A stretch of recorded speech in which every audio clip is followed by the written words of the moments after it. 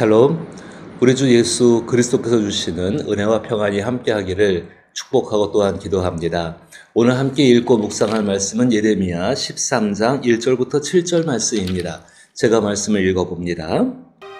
여호와께서 이와 같이 내게 이르시되 너는 가서 뱃띠를 사서 내 허리에 띠고 물에 적시지 말라 하시기로 내가 여호와의 말씀대로 띠를 사서 내 허리에 띠니라. 여호와의 말씀이 다시 내게 임하여 이르시되 너는 사서 내 허리에 띈 띠를 가지고 일어나 유브라데로 가서 거기서 그것을 바위 틈에 감추라 하시기로 내가 여호와께서 내게 명령하신 대로 가서 그것을 유브라데 물가에 감추느니라.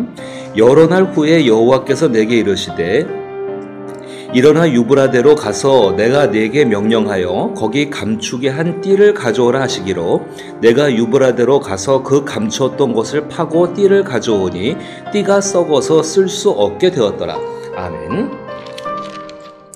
하나님께서는 예레미야 12장까지 말씀하시면서 그 하나님이 어떻게 유다 백성들, 다시 말해서 하나님의 사람들을 회복시키시는가에 대해서 이야기를 하셨습니다. 그것은 뽑고 다시 심으신다는 것입니다. 이미 예레미야 1장 가운데에도 동일하게 일하시는 방법을 말씀하였습니다.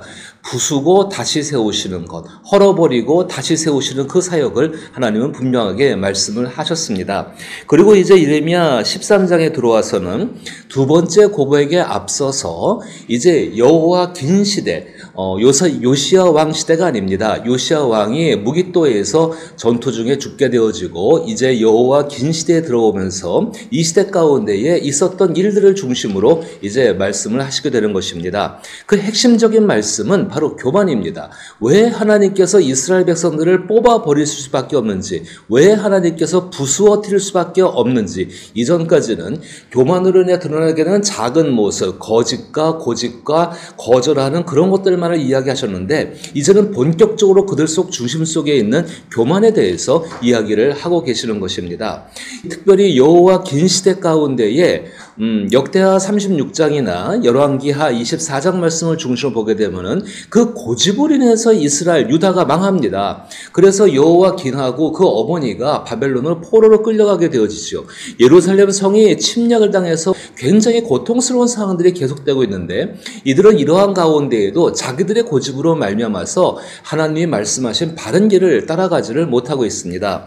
특별히 13장 가운데는 두 가지의 유명한 환상이 등장을 하게 됩니다. 특별히 13장 가운데는 유명한 비유 두 가지가 등장을 하게 됩니다. 교만을 나타내는 그 교만을 나타내는 첫 번째의 비유가 오늘 읽으신 베옷에 관한 비유입니다. 그리고 두 번째의 비유가 이제 또 살펴보게 되시는 포도주 가죽 부대의 비유가 되어지게 됩니다. 이것을 통해서 하나님께서는 과연 교만한 이스라엘 백성들의 모습을 실제적으로 나타내시며 그 가운데 교만에 반대되는 순종의 모습을 하나님은 말씀을 하고 계시는 것입니다.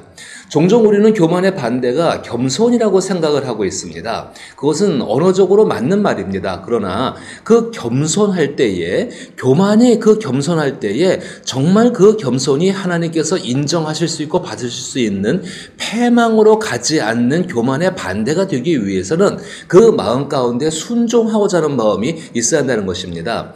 교만에 관계된 몇 가지의 용어들을 말해보게 되면은 먼저 자만이란 말이 있을 수 있고 또 교만이란 말, 또 기만이라는 말, 또 오만이란 말이 있을 수 있습니다. 이 모든 것들이 다 그 뒤에 사람의 마음으로부터 시작돼 좌우되는 것이라고 말을 할 수가 있습니다. 보통 교만하다라고 말을 한다면은 자기의 뛰어난 어떤 것들을 자랑하고 나타내고 자기의 능력을 막 과시하는 태도, 그리고 그로 인하여서 곱비 풀린 망아지처럼 자기 마음대로 막 하는 그런 모습, 사람들이 물론 싫어하는 모습 틀림없습니다. 성령도 교만이 패망의 선봉이라고 우리 가운데 잠언 가운데 가르쳐주고 있죠. 그러나 진짜 중요한 것, 겸손한 그 말과 태도가 교만의 반대가 아니라는 것을 기억하실 필요가 있다는 것입니다. 예레미야를 통해서 오늘 하나님께서 말씀하시길 원하시는 것은 이들의 교만한 태도가 무엇인지를 분명히 보여주시면서 그 교만의 반대로 말미암아 순종하는 태도로 말미암아 교만으로 해서 망하는 것이 아니라 하나님의 은혜와 하나님의 보호 속에서 성공적으로 성장하게 되어주고 그 땅 가운데 보호를 받는 모습을 말씀하기를 원하시는 것입니다. 그 첫 번째 비유가 바로 베옷에 관한 비유입니다. 13장 1절부터 시작하여서 제가 다시 한번 읽어보면은 하나님께서 예레미야에게 이런 말씀을 하시고 명령으로 부탁하시죠. 여호와께서 이와 같이 내게 이르시되 너는 가서 뱃띠를 사서 내 허리에 띠고 물에 적시지 말라 하시기로 내가 여호와의 말씀대로 띠를 사서 내 허리에 띠니라. 자, 여기까지는 누구나 다 할 수 있습니다.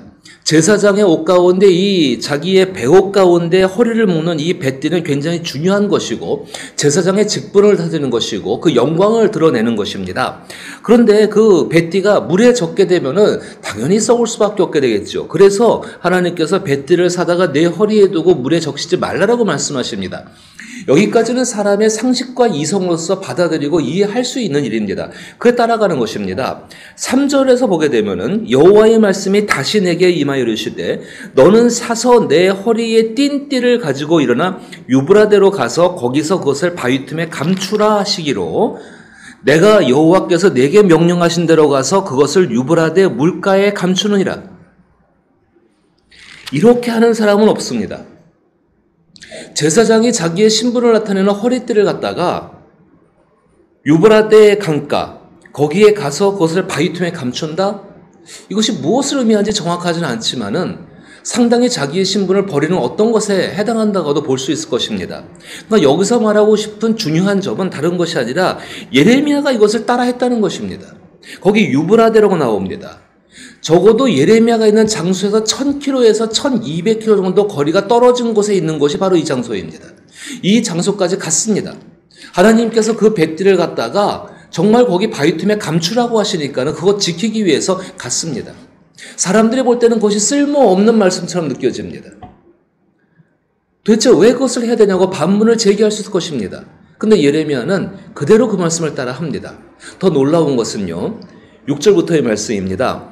여러 날 후에 여호와께서 내게 이르시되 일어나 유브라데로 가서 내가 내게 명령하여 거기 감추게 한 띠를 가져오라 하시기로 내가 유브라데로 가서 그 감추었던 것을 파고 띠를 가져오니 띠가 썩어서 쓸 수 없게 되었더라. 7절 말씀 보니까 두 번째 하나님께서 말씀하실 때 유브라데 강가가 가지고 바위 틈에다가 땅을 파고서 거기에 묻었던 것 같습니다. 다시 여러 날 뒤에 어느 일정 기간이 지난 다음에 하나님께서 다시 그곳에 가가지고 그 띠를 파묻은 곳을 파보라는 것입니다. 감춘 띠를 찾아오라는 것입니다. 자, 여러분. 하나님의 말씀이 이렇게 우리 가운데 임했을 때에 과연 우리가 이 말씀, 사실 뱃띠에 관한 동일한 3번의 말씀입니다. 한 번은 사서 허리에 띠라는 것, 한 번은 가서 감추라는 것, 한 번은 감춘 곳에 가서 다시 파서 꺼내보라는 것. 동일한 뱃띠에 관한 이야기인데 이 3가지의 말에 대해서 어떤 반문이나 이론도 제기하지 않고 그대로 순종한다는 것이 어떤 의미일까요? 하나님께서 말씀하시면 그 말씀대로 하겠다는 것, 주의 말씀이 이루어지는 것이 확실하니까는 그 말씀대로 살겠다는 것이 이게 지금 예레미야의 모습인 것입니다. 이것이 참된 겸손입니다. 이것이 참된 순종이고 이 순종 가운데에서 하나님 앞에 참되게 겸손한 모습으로 살아가고 있는 태도입니다. 받아들이기 어려운 말씀입니다. 아니 어쩌면 불필요한 이야기처럼 생각될 수가 있습니다. 왜 이렇게 하십니까? 끝에 보게 되니까는 예레미야가 3번째 말씀을 따라가서 보았을 때에 그 띠가 썩어서 쓸 수 없게 되었습니다. 그냥 띠는 물에만 적셔서 그냥 내비두기만 해도 쓸 수 없어서 썩어버리게 됩니다. 이걸 왜 1000km가 넘는 것을 왕복, 그것도 2번씩이나 왕복한 거리가 무려 이 사람 지금 적어도 4000km가 넘는 거리입니다. 이 어마어마한 수고를 하게 하면서 왜 이것을 하나님은 예레미야에게 하게 하셨을까요? 예레미야의 순종을 보여주는 것입니다. 당시 사람들은 자기들의 뜻에 맞고 자기들의 생각에 맞으면 따라갔습니다. 그나마 진심된 마음이 아니라요. 교만이란 단어가 어떤 단어인 줄 아십니까? 단순히 우리 가운데 기분 나쁘게 생각되는 어떤 행동이나 태도, 자만을 드러내는 자기가 최고인 것을 나타내는 그런 겉모습을 나타내는 것이 교만이라는 단어. 그것은 우리 한글에서 생각해 볼 때의 문제고 한자어에서 생각할 때의 문제입니다. 이 교만이라는 단어, 특별히 예레미야 13장에서 말씀하고 있는 교만이라는 단어와 영광이라는 단어는 동일한 단어입니다. 다시 말해서 하나님께서 이스라엘 백성들에게 영광을 주셨습니다. 그 영광을 가지고 있기 때문에 다른 사람들이 볼 때 이스라엘 백성들이 교만스러워 보이는 겁니다. 예수 그리스도, 주께서 이 땅 가운데 계셨을 때 사람들은 예수를 뭐라고 어떻게 보았을까요? 저 사람 굉장히 교만한 사람이라고 볼 수밖에 없었습니다. 하나님의 영광을 가지고 있기 때문에 하나님의 영광에 가까이 가지 못하는 사람들은 하나님의 영광을 가지고 있는 사람들을 교만하다라고 말할 수밖에 없는 이치인 것입니다. 그럼 그 영광, 하나님의 영광을 가진 사람이 그 영광을 지켜나가는 방법이 무엇인가? 다른 것이 아니라 순종입니다. 그것이 참된 겸손의 모습입니다. 하나님께서는 이스라엘 백성들에게 그것을 보여주기를 원하신 것입니다. 예레미야로 하여금 예레미야 너만큼은 순종하고 있는 것을, 하나님 앞에 진정한 겸손의 사람인 것을 예레미야에게 확신시키시고 그 순종을 통하여서, 그리고 이제 많은 사람들에게 얼마나 이스라엘 백성들이, 유다 백성들이 하나님의 사람이라고 자부하는 사람들이 얼마나 하나님을 떠나 그 영광에 합당치 않는 삶을 살고 있는지, 아니 그 영광을 욕되게 하는 삶을 살고 있는지를 보여주고 있는 것입니다. 지금 우리 시대의 교회와 또 그리스도인들은 어떠할까요? 교만이라는 한자어가 아니라 이미 그리스도 예수로 말미암아서 하나님의 영광을 가지고 있는 사람들입니다. 그 영광을 가지고 있는 사람들이 하나님 말씀에 대해서 자기가 좋은 것을 선택해서 따르려고 한다면은, 다시 말해서 취사 선택해서 순종하려고 한다면은 이건 잘못된 거죠. 정말 그 영광이 아니라 교만한 모습일 것입니다. 하나님께서 각 개인에게 성경을 통해 말씀하시는 일반적인 삶의 순리가 있습니다. 그 순리에 대해서 굳이 역행하고 있는 것, 순종하지 않는 것, 교만의 모습입니다. 더 나쁜 게 뭔지 아십니까? 오늘 여기 예레미야 시대처럼 이 사회의 종교 지도자들, 제사장들과 여러 종교 지도자들이 정말로 엉뚱한 것에 순종할 것을 강요하게 한 것처럼 이 땅에 있는 교회들도, 그리고 이 땅에 있는 목사들도 이 일을 서슴없이 자행하고 있다는 것입니다. 그래서 정말 교인들로 하여금, 성도들로 하여금 참된 순종이 무엇인지를 잊어버리게 만드는 그런 악한 모습을 행하고 있다는 것입니다. 오직 순종의 대상은 우리 주 예수 그리스도, 그분께서 걸어가신 삶의 모습뿐입니다. 예수님의 형상을 닮아가며 그 형상 속에서 하나님 말씀을 이루기에 살아가는 것, 그 일 가운데 우리는 순종해야 합니다. 예레미야처럼 4,000km를 왕복해야 되는 이 힘겨운 일이라 할지라도 그 희생 가운데에서 우리 자신이 하나님 앞에 입증받게 되어지고, 하나님은 우리를 하나님의 영광의 도구로, 영광을 나타내는 표시로 사용하실 줄 믿습니다. 그 선한 삶을 살아갈 수 있기를 나사렛 예수 이름으로 축복합니다.